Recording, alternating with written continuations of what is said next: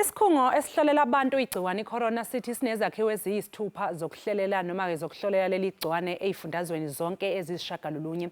Lesibalo kulindeleke ukuthi sifinyelele kweziyishiyagalolunye ngenyanga ezayo. Lokhu kwenzeka nje izindawo zasemakhaya kanye nasemalokishini zifuna ezinye izinsiza kanye nezakhiwo zokuhlolela leligciwane. Izisebenzi zezempilo esibhedlela zikahulumeni zithi zikhathazekile ngokungabibikho enqalasisinda yokuhlolela abantu igciwane icorona. Kukholakala ukuthi omunye wodokotela osebenza esifundeni iCity utholwe nalo leli gciwane. Umnyango wezempilo eGauteng uthi uthatha isinqumo sokuthi ungenza izitsolo ngesigameko ngasinye esibikiwe ukugwema ukubandlululwa kwabantu. Lokhu kulandela ukuthi isikhungo esihlolela izifo iNational Health Laboratory sithi sibheke ukuthola ezinye izinsiza zokuhlolela leligciwane ngenyanga ezayo. Okwamanje lesikhungo sinezindawo eziyisithupha zokuhlola.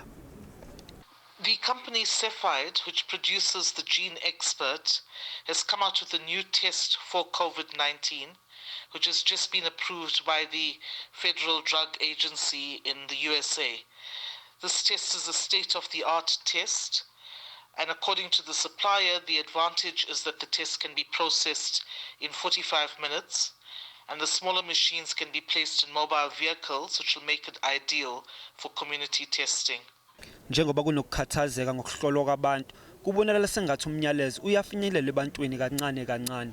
If maybe you sneeze and then you're getting your body getting tight, or maybe you feel cold, and then it's a symbol like a flu. Maybe you're getting a flu, or maybe you're coughing a difficult cough, and then a short breath. You have to go to the hospital and explain them. Uhulumeni unenombolo esebenza ubusuku nemini ongayishayela kanye negroup ye-WhatsApp ongathumela kuyona umyalezo. Nesikhungo iNational Institute for Communicable Diseases naso sinayo inombolo ongayishayela.